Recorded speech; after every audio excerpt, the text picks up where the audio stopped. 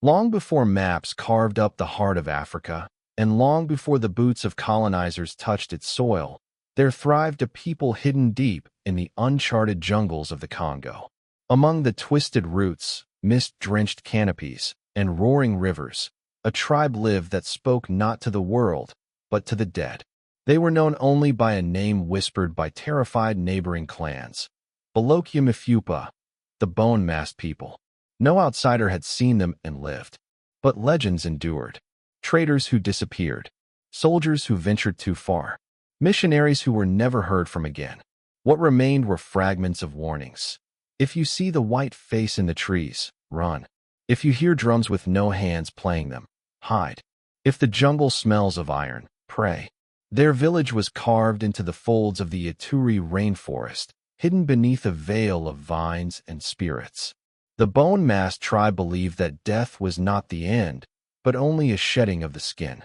They wore masks made from real skulls, human and animal, believing that through bone, the soul could speak. Each mask was passed down through generations, soaked in the history and blood of those who had worn it before. In the heart of the village stood a towering altar made of femurs, rib cages, and skulls, bleached by time, stacked like a pyramid, and guarded day and night by silent sentinels with red-painted faces. These were not warriors.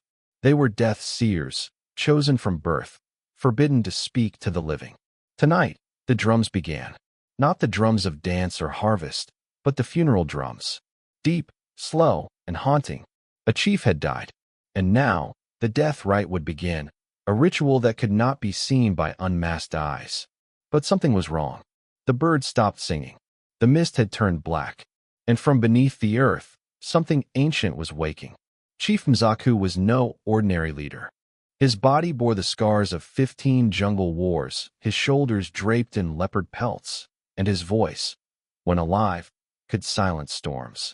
He ruled the bone-masked tribe for over 3 decades, guiding them through famine, flood, and foreign threats. Under his reign, no outsider entered the sacred canopy and returned. But now, his body lay still on the ceremonial slab of black stone, and it refused to rot. 3 days had passed. His chest was unmoving, his eyes shut. But the elders whispered, "The flies do not come." This was a bad omen. In the Congo, death was not a quiet affair. It required ritual, permission, and above all, balance. The soul of the dead had to be unbound, its memory carved into the air through chants and smoke. If not, it would linger and rot not in body, but in spirit. The elders gathered, bone masks glinting in the torchlight. They stood in a circle around Mzaku's corpse, their chants rising like steam into the thick jungle air. Yet the body remained warm. Blood still lingered under the skin. And then came the whispers from inside the mask. The death seers reported strange dreams, visions of Mzaku walking through fire, speaking in tongues no one remembered. A forest wrapped in bone. A serpent-faced spirit holding a crown of thorns. The young warriors grew restless. Some spoke of old curses, of the Ngoma Yawafu, the forbidden drum that could raise the half-dead. But none dared speak openly. Only one did. A girl named Amatsi, daughter of the death seer Lemba. Just 16, but born under the blood moon, with eyes so pale they seemed carved from stone. She alone saw the truth. "The chief is not gone," she said. "He is trapped between." Amatsi had never worn a bone mask. Not yet. She was too young by tribal law, too untouched by death. And yet, visions clung to her like vines after a storm. She would wake at night coughing smoke, her hands shaking, eyes wide, screaming in a language even her mother did not know. Her mother, Lemba, a high death seer, warned her gently but firmly, "Visions are gifts only if earned. If taken too early, they curse." But Amatsi was no ordinary child. When she was born, the jungle had fallen silent for an entire day. No birds, no insects. Even the wind refused to move. The elders had whispered then, a child between realms. Now, she sat alone at the edge of the jungle, her hands buried in the dirt, her breath slowing until her soul slipped out. It was a secret ritual, never taught, yet known to her. as if the forest itself had spoken it into her veins. She entered the dreaming path, a space between the land of the living and the realm of spirits. There, she saw him. Mzaka stood surrounded by fire that did not burn. His eyes were bone white, his skin shedding in strips like bark from a dying tree. Spirits with hollow masks circled him, whispering in clicks and growls. He tried to speak, but every word turned into the cry of a newborn child. Behind him loomed a throne, made of skulls still screaming. Amatsi heard the name, Mbwairai, an ancient entity, not a god, not a demon, a guardian of balance. When death rites were broken, Mbwairai came to devour the souls that refused to let go. Amatsi jolted awake, choking. The sky above her was dark, though the sun should have been overhead. The birds were flying in reverse, unnatural and twitching, and the black mist had returned, now swirling around the village like a closing fist. She ran, to the altar, to the elders, to warn them. But when she arrived, the slab where Mzako had lain was empty. The village was frozen in dread. Torches flickered violently despite the absence of wind. Children clung to their mothers. Warriors clutched their spears tighter, though their hands trembled. And at the heart of it all was silence, a deep, unnatural silence that seemed to press on every chest like the weight of 1,000 bones. The slab was stained, not with blood, but with a thick, dark sap that reeked of rust and decay. Mzako's body was gone. No tracks, no signs of struggle, nothing except for the mask. It lay on the stone altar, face up, cracked, and weeping blood. The elders circled it cautiously. Some refused to approach. One death seer, old Mbala, collapsed upon touching it, convulsing violently before his mouth split open and spilled teeth onto the dirt. He died before he could scream. The others took it as a sign. Mzako's soul had not been released. It had been claimed, and the one who had claimed it walked now. The jungle responded with chaos. Vultures began to fall dead mid-flight. The rivers frothed with fish that turned belly up in seconds. Somewhere deep in the forest, the funeral trees, ancient trees where the bones of chiefs were hung, began to crack and bleed. That night, villagers began to vanish. First a child, then a hunter, then a seer. Each disappearance happened in silence. No screams, no signs. Only a single bone left behind at the door of their hut, carved with a spiral. Amatsi, now watched closely by the elders, warned them, Mzaku is not alive. But he is not dead. He walks with Mbwairai now. But they would not listen. Instead, they prepared the Kujitoa, the ritual of severance, a desperate act to break the bond between the living and the twisted soul. A rite not performed in 3 generations, known to cause death or madness to those who invoked it. But it was their only chance. And it had to be performed at the funeral trees, under the moon of mourning, which rose in 2 nights. But someone, or something, was determined to stop them from ever reaching that sacred ground. By morning, the village had become a fortress. The elders, their bone masks freshly anointed in bloodroot dye, began carving sacred runes into the earth with thigh bones from the dead. The warriors painted their chests with ash and soot, praying not for victory, but for the strength to face what should not exist. Amatsi stood apart, her pale eyes fixed on the tree-line. The jungle was watching, and it was hungry. They would leave by nightfall. Their destination, the funeral trees, a grove said to be older than the tribe itself. A place where chiefs were tied in bone harnesses and offered to the spirits. No child had ever gone there. Even warriors who'd made the journey were said to come back, changed. Only 13 would make the journey. 7 warriors, 3 seers, 2 bearers of the old drums, and Amatsi. Before departure, Lemba approached her daughter and handed her a mask. Not carved, not passed down, but grown, from the skull of a 2-headed monkey stillborn under an eclipse. This is not a mask, Lemba whispered. It is a key. Only wear it when the jungle demands your truth. Amatsi did not ask what that meant. She only bowed. The march began under a red dusk sky, the air thick with wet heat. No birds called. No frogs croaked. Just the distant beating of something unnatural, like wings made of bone scraping against bark. Hours into the march, They passed the first sign, a row of skulls tied with jungle vines, their jaws chiseled open as if screaming. Each skull bore the mark of a spiral.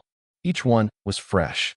One warrior, Gmelo, panicked and ran into the trees. He didn't make it 2 steps. From the canopy above, a shape fell, tall, white, and moving without joints. It wrapped around him with limbs that crackled like dry bamboo. There was no scream, only the wet snap of a neck. And then silence. The others stood frozen as the shape slowly turned its mask toward them. It was Mzaku, but not.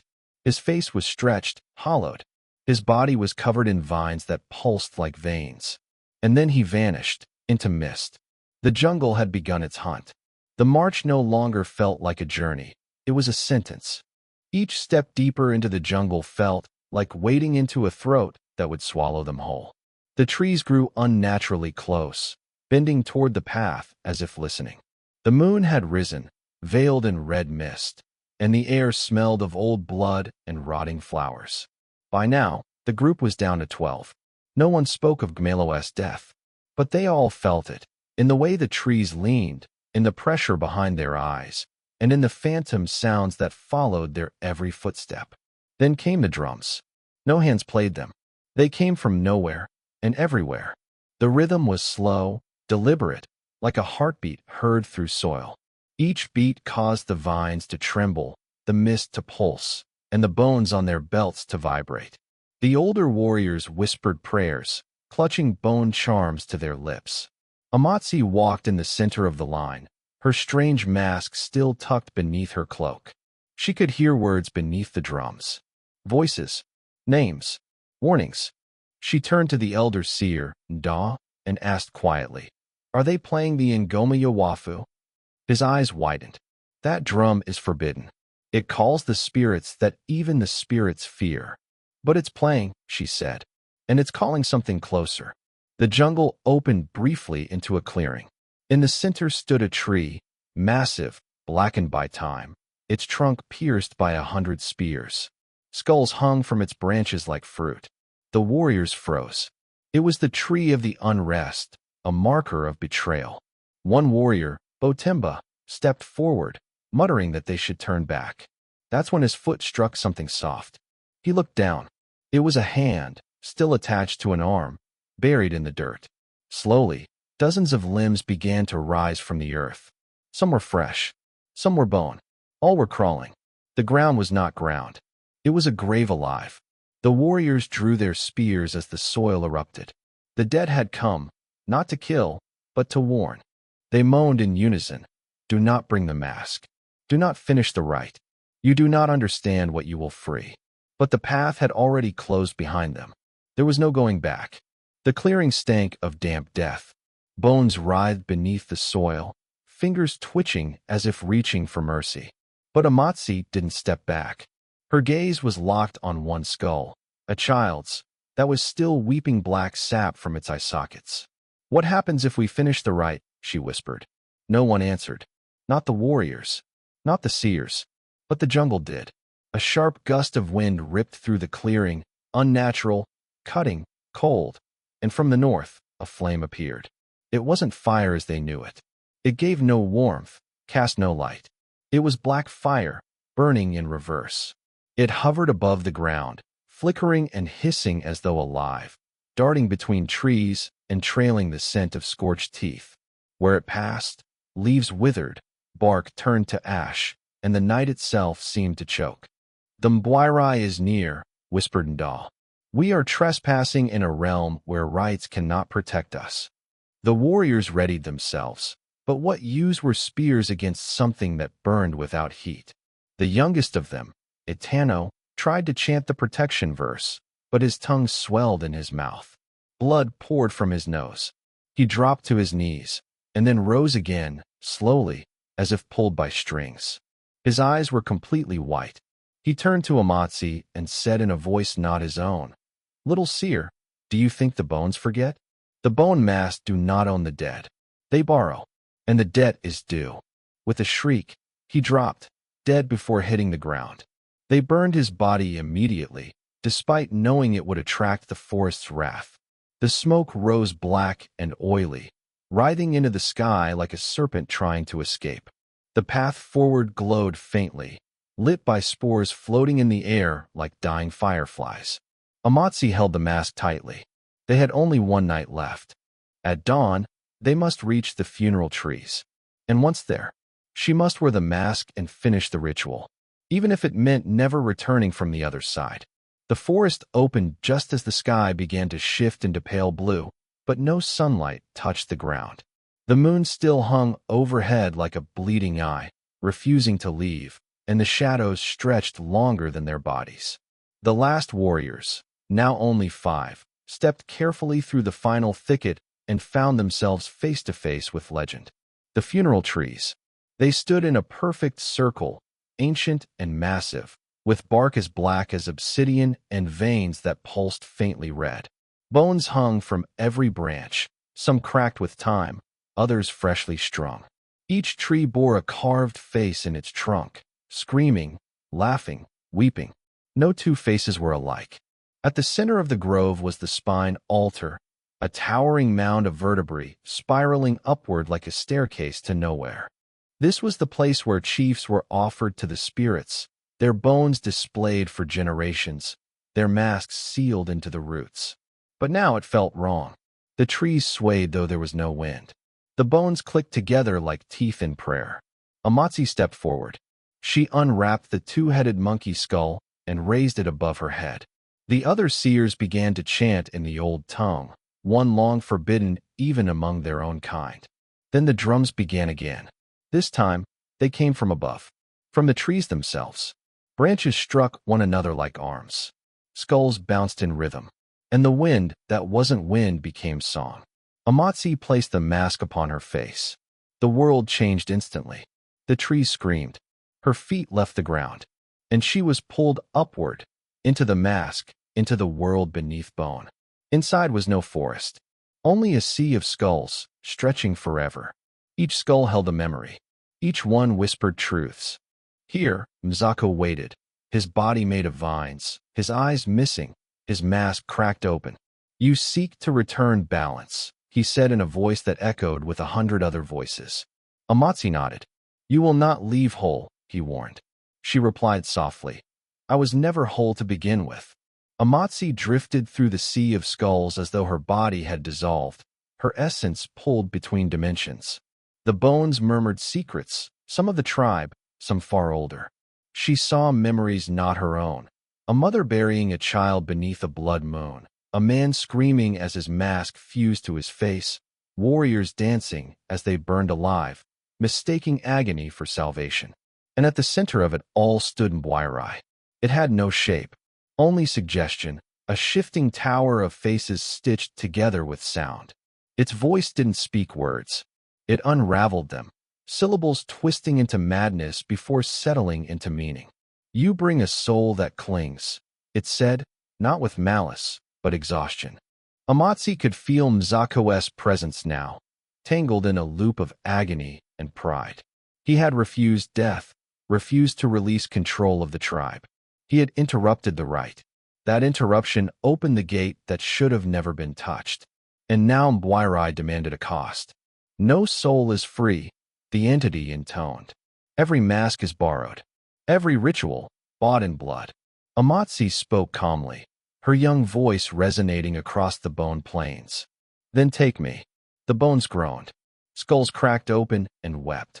For a moment, even Mbwairai went silent. "You offer yourself to restore balance?" it asked. "You are not yet tied to the living world. Your death would seal nothing." "But my mask will," she said. She lifted the twin-faced skull. The ancient artifact pulsed with the breath of 2 spirits, the unborn and the unlived. A mask made of paradox, of what could have been. That was her offering. Mbwairai considered, and then accepted. A great howl tore through the sea of bone as Amatsi's spirit was ripped apart. One half bound to the funeral trees, the other embedded into the mask forever. In the waking world, her body collapsed, but her eyes stayed open, and a new voice whispered through the grove. Balance restored. Amatsi's body lay still at the base of the spine altar, her hands gently folded over her chest. The two-headed monkey skull mask rested beside her, but it no longer wept. It glowed faintly, a soft, pulsing light beating like a second heart. The elders stood in stunned silence. The jungle around them had quieted, not with dread, but with reverence. The bones on the trees stopped rattling. The wind returned, warm and clean. Somewhere far away, the distant call of a jungle bird rang out, the first in many days. Da stepped forward and placed his palm against Amatsi's chest. No heartbeat, no breath. Yet she smiled. A seer's death without suffering, he whispered. She was accepted, but what no one noticed, not then, was that the mask had shifted. The two faces were no longer symmetrical. One looked up, the other was staring at the tribe, and it was blinking. The funeral rite was completed. Mzaku's spirit had been unbound. His mask, shattered in the earlier rituals, was now reduced to ash beneath the altar. The black fire that had haunted their journey no longer lingered. The earth had stopped moaning, but balance had come at a cost. The bone masks the elders wore began to crack, not violently, but as if they had expired. Whispers among the seers began to rise. If the masks are no longer vessels, who will carry the dead?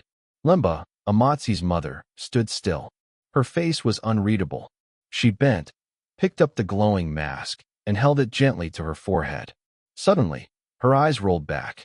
She fell to her knees, and in a voice that was not hers, she spoke. She is not gone. She has become the right. The tribe did not fully understand yet, but they would soon. Amatsi was no longer just a girl. She had become something older than the tribe, older than Bwairai, older than death itself. A new force had entered the cycle, not as a guardian, not as a destroyer, but as the mask that watches. The survivors began their journey back through the jungle. 7 had entered the sacred grove, and only 4 returned. None of them spoke during the march, not because of fear, but because the silence around them was too deep, too sacred to interrupt. The trees now parted as they walked. The forest had accepted the offering, but as they neared their village, strange signs began to emerge. The mist had cleared, but the air carried an eerie stillness, like a drum waiting to be struck. The children of the tribe stared at them not with joy, but with unblinking reverence, as if they could see something behind the returning warriors that the adults could not. Limbo walked at the front, still holding the twin-faced mask wrapped in dyed goat hide. The mask pulsed gently, like a slumbering eye waiting to open again. That night, the tribe gathered to hear the tale. But when Da rose to speak, he found himself unable to. His throat tightened. His voice turned to the wind. He looked toward the mask and bowed instead. For the first time in the tribe's history, no oral recounting of a rite was allowed. It was forbidden, not by the elders, but by something deeper. The story had become sacred, not for memory, but for protection. Because Amatsi's transformation had not ended with the ritual. Each night that followed, the villagers reported visions. Not dreams, visitations. Old ancestors appeared beside their fires, whispering in their ears, showing them forgotten songs, lost dances, healing rituals thought erased by time. Bones and burial trees began to glow faintly. The jungle thrummed with new rhythm. But not all changes were gentle. One hunter claimed to see a figure in the trees, tall, feminine, faceless, watching him from the shadows. He shot his arrow, but the figure did not move. Later that night, his hut caught fire, without flame. He was found burned black, but untouched by smoke. The elders declared a new law. No mask shall be carved again. Only Amatsi's shall be worn. From that moment, the bone masked tribe changed. The dead no longer needed guiding. They had already been seen. Months passed, yet Amatsi's presence did not fade. Her body had been buried beneath the spine altar with offerings of bone, fruit, and the ashes of her mask-wearing ancestors. But the grave would not stay still. Each full moon, the earth above her tomb pulsed like breath. The twin-faced mask, kept under strict guard, began to change. Hair sprouted from its crown. Tiny teeth grew along the rim. A small eye opened and shut in the center of its brow. The tribe did not fear it. They listened to it. Because from its whispering mouth, visions came. One by one, members of the bone-masked tribe began to receive messages. Not prophecies, but instructions. They were shown where to find a plant long thought extinct, how to heal bone without breaking flesh, how to walk through the jungle without touching the earth.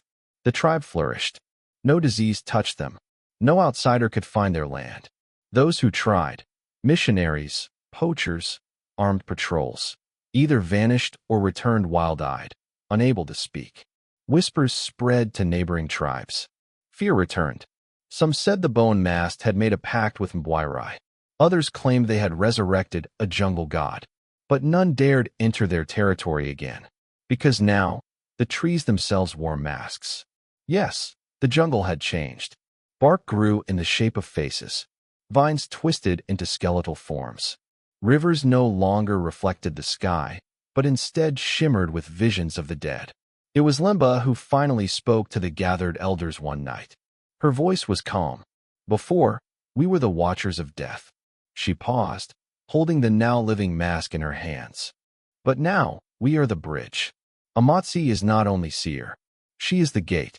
Through her, the past and future merge. And we must serve. The tribe bowed, not to her, but to the unseen, to the mask, and to the spirit that sees all. It began with footprints. Dozens of them appeared in the village at dawn, some small, some wide, some bearing only 3 toes or shaped like hooves. There was no scent, no sound, no trail. Just prints leading from the jungle's edge to the heart of the village and back again. Then came the voices. Not whispers this time, but full songs. Ancient chants that none of the living had been taught. Songs of birth and reign and death. Songs with no beginning and no end. Children began humming them in their sleep. Elders wept, recognizing melodies last heard when they were still cradled. And then they came. The ancestors. They did not walk in flesh, but in form, shadows wrapped in bone light, wearing old masks long thought lost. They did not speak with mouths, but with presence. They would appear during rites, at fires, in dreams, guiding hands, lifting hearts, correcting rituals. The tribe rejoiced, for now they were not alone. Death had not taken their forebears. It had brought them home. But not all spirits were kind. One night, a hunter named Kabali returned from the jungle trembling. He claimed he had heard his mother calling to him, though she had died before he was born. When he followed the sound, he found her sitting beneath a tree, weeping blood. She looked up, and her face was wearing his own mask. He fled, but something followed. That night, he clawed at his own face until only bone remained. He died grinning. The elders burned his body without song. Not all ancestors returned through Amatsi's gate. Some came from deeper, older, hungrier, twisted by forgotten rites. The tribe understood. With the veil lifted, everything beyond death could cross, not just the remembered. The funeral trees began to change again. Faces twisted into screams. Bone cracked. Masks once sealed to sacred trunks now crumbled, as if those souls had departed or fled. The bone masked were no longer keepers of death. They were now its threshold. And Amatsi, the girl who became the gate, was no longer alone. Something else had found the passage and was coming through. The dreams came to everyone. Not visions, not memories, but shared dreams, where every member of the bone-masked tribe stood inside a vast cave, so dark and wet the walls pulsed like lungs. In the center, on a throne of ivory skulls, sat a spirit with no dared name. Its body was not made of flesh or bone, but of ancient masks, hundreds stitched together, some cracked, others still wet with tears.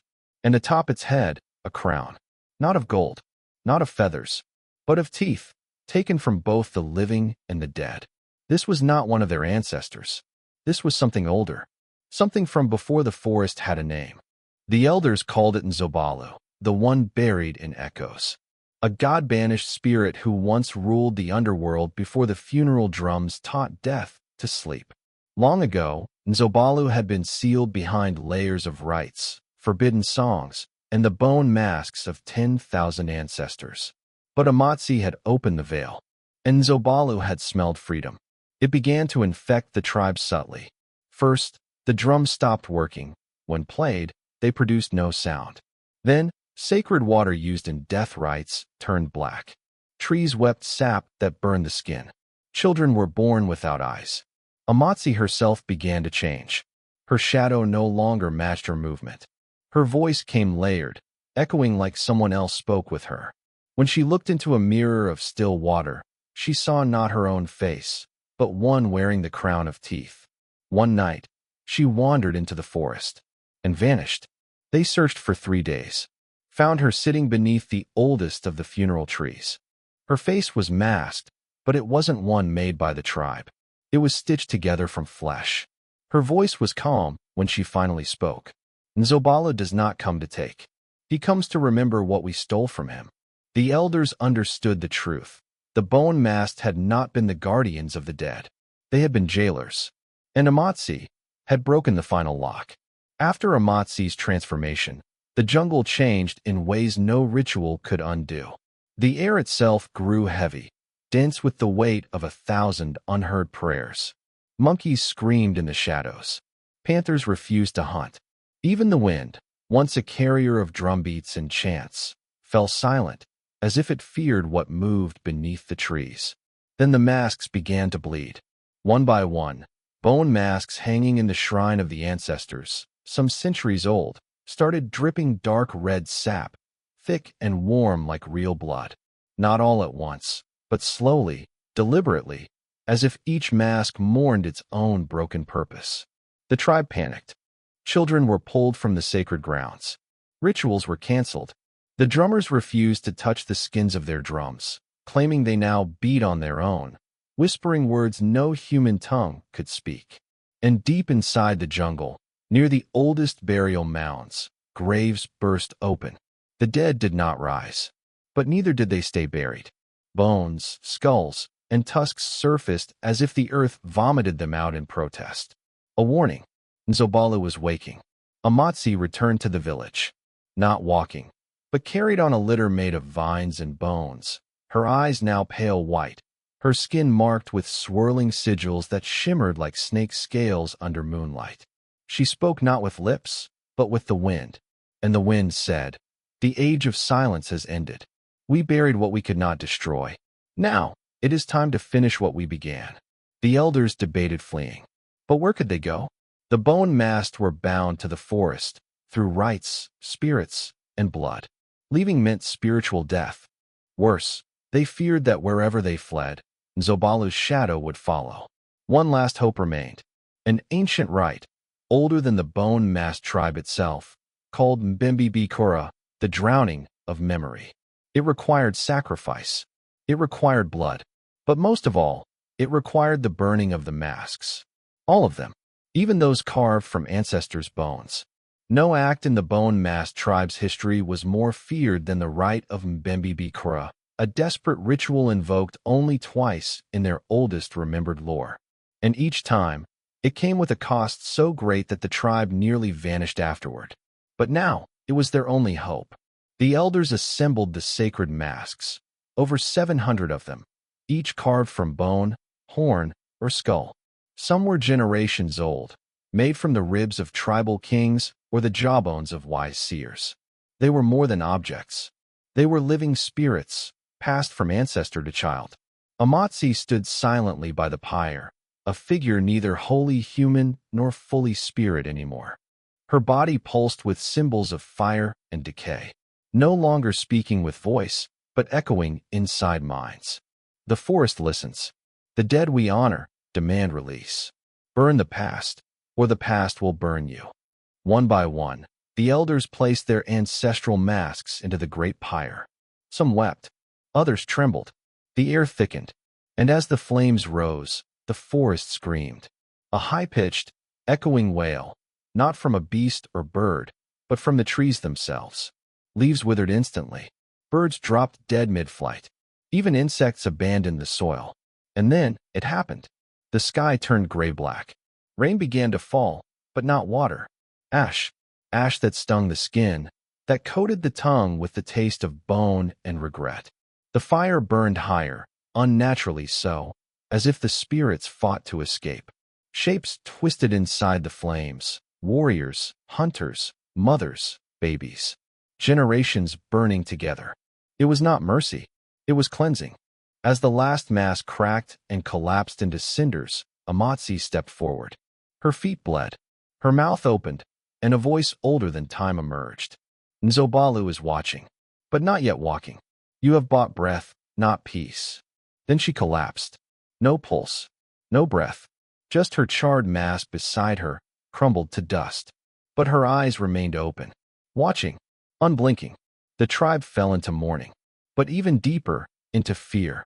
The final phase had begun. The jungle had been silenced, but now it was listening. 3 nights passed after Amatsi's body lay unburied, not by choice, but by instinct. No one dared touch her. The elders said she had become a witness of fire, a vessel between death and the walking world. Her body decayed, but her eyes never closed. Children whispered that she still blinked at dusk. Warriors refused to cross her shadow. And then came the footsteps. Not heavy, not quick, but hollow, like bare soles tapping the earth without weight, without rhythm, without breath. It started at the forest's edge, a sound barely louder than a whisper. Then at the river, then closer, around the shrine, then by the huts. Each night, always closer. No tracks, no heat, just the echo. The elders called it Nduzu Yinzeo, the walking of the forgotten. It meant the souls burned in the mass pyre had returned, but without memory, without flesh, and without mercy. We burned our ancestors, Elder Kuno said. Now they wear our names. They came not as wraiths, but smoke walkers. Vague shapes, hollow faces, masks that hovered midair. And they didn't kill. Not at first. Instead, they stood outside huts, watching, always facing the doors, motionless. One night, a child named Mombai opened her door to touch one. She vanished. Not screamed, not bled, just gone. The hut was still warm. Inside, silence. And then, more came. The tribe tried torches, then chants, then knives. Nothing worked. The spirits could not be harmed. They did not flee. They only multiplied. Amatsi's body had not rotted. Her mask had grown back. And one elder, out of desperation, asked the final forbidden question. How do we unbury the dead that we set free? No one answered. But from deep in the trees, a drum began to beat. One beat every 10 heartbeats. Not tribal, not human. The beat of Nzobala waking. The drumbeat grew louder with each night. Trees shed their leaves without wind. Monkeys stopped howling. Even the rivers paused, as if time itself feared what was waking. Nzobalu, the bone god. The first one. He carved masks from the ribcage of the jungle. The one whispered about in ashes and smoke. Not worshipped, not prayed to, only remembered in fear. The bone mask tribe had forgotten him. Now he had not forgotten them. On the 7th night, the moon vanished. Not behind clouds, it was gone. A black hole in the sky. And beneath it, the tribe gathered around Amatsi's corpse, which still lay untouched in the dust, lips curled into a smile no one had given her. Then came the rising. Masks, hundreds, floating, not worn. Bone and bark, hollowed by fire, eyes glowing faint amber. They circled the village like vultures. Each mask bore the face of someone long dead, ancestors, enemies, lovers, traitors. And then the last mask arrived. Nzobala's mask. Not carved, but grown, from the roots of ancient trees and the skulls of forgotten kings. It hovered before the altar where Amatsi lay, and then slowly descended. Onto her face. She rose, and her voice was not hers. You made gods of bone and fire. Now choke on the ash of your ancestors. The earth cracked. Not an earthquake, but a hunger. The soil collapsed inward, pulling the shrine, the masks, the trees, everything, into a spiraling abyss. Those who ran were not spared. The jungle twisted, reshaped. Paths looped back to where they started. Warriors stabbed themselves in confusion. Mothers drowned in dry leaves. Every scream was muffled by the echo of drums. By dawn, there was no village, no huts, no shrine, just trees, as if nothing had ever lived there. But travelers say, if you walk deep enough into that part of the Congo, where compasses spin and birds won't fly, You might find bone totems hanging from vines. You might hear footsteps that don't belong. And if you open your eyes too long, you may see a child in the dark with a mask for a face and no shadow. They say the bone masked tribe is gone, but the forest remembers, and Nzobala never sleeps.